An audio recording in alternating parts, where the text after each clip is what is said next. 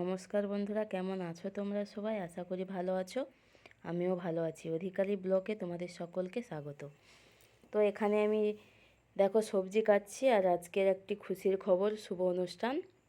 তার জন্য সব ভগবানকে ভোগ ধরাবো, ওই জন্য সবজি কেটে নিচ্ছি। আর শুভ অনুষ্ঠানটি কি আমি পরেই বলছি।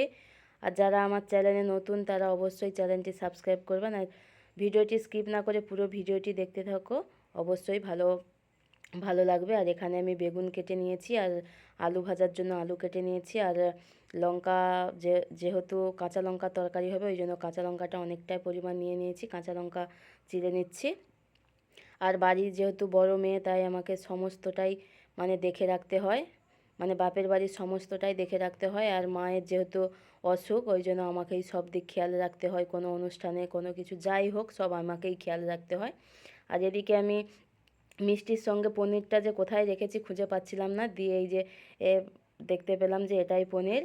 সব একই রকম প্যাকেট, তাই বুঝতে পারছিলাম না, তাই দেখে নিলাম যে এটাই পনির। পনিরগুলো কেটে নেব, পনিরের তরকারি যেহেতু হবে।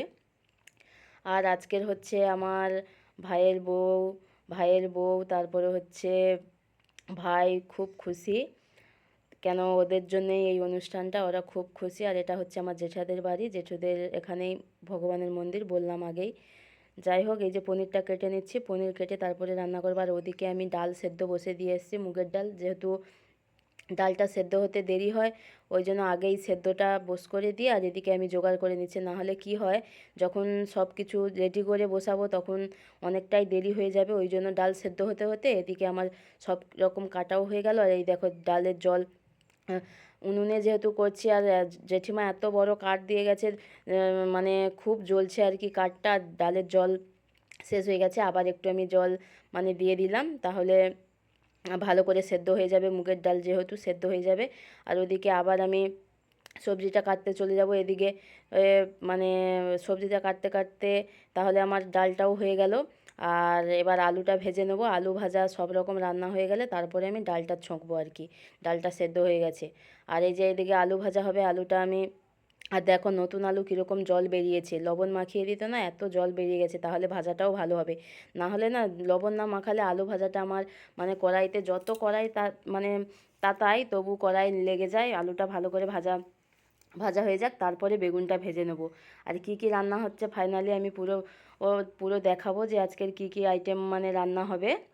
আর তারপরে এই ফুলকপিটা আমার কাটা হয়েছিল না, ভাইয়ের বউ, এটা আমার ভাইয়ের বউ, আর ভাইয়ের বউ এসে আমাকে হেল্প করে দিচ্ছে। আর এই যে টমাটোটাও কেটে দিয়েছে, কেন তখন আমি টমাটোটা কাটিনি। ভাইয়ের বউ সেখান থেকে আমি বলছে যে দিদি যাবো, আমি বলছি আচ্ছা আর একটু আয়, আর একটু বাকি আছে বলতে এসেছিল। আর এই যে আমার ফাইনালি পনির আলু ফুলকপি দিয়ে তরকারি, কাঁচা লঙ্কার তরকারি, আর এখানে হয়েছে আলু ভাজা, আর এটা গোল গোল করে আলু ভাজা, বেগুন ভাজা, আর হয়েছে যে এখানে টমাটো, না এটা হচ্ছে টমাটো দিয়ে মুগের ডাল। আর ডালটা কিন্তু মোটা হয়েছে, বসে গেছে, উপরে জল উঠে গেছে।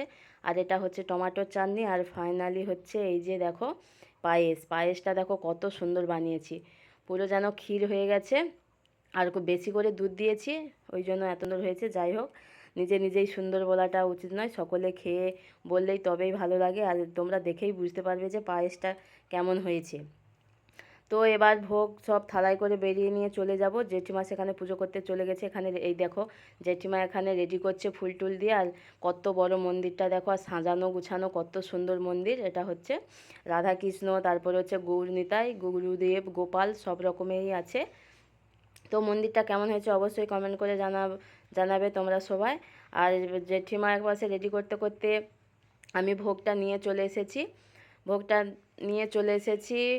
তো যাই হোক, আর এইখানে ফল আছে, মিষ্টি আছে, সব জেঠিমা আগে থেকেই রেডি করে নিয়েছে। আর আমার ভাইয়ের বউয়ের আজকের হচ্ছে খুশির খবরটা হচ্ছে আমার ভাইয়ের বউকে পঞ্চামৃত দেওয়া হবে, ওই জন্য খুব আমরা খুশি, যেহেতু বাড়িতে নতুন অতিথি আসবে। আর এই দেখো এই যে ভোগ ধরানো হয়ে গেছে, আবার পর্দাটা খুলে দিয়েছে। তো কেমন লাগলো ভিডিওটা অবশ্যই কমেন্ট করে জানাবে। চলো টাটা।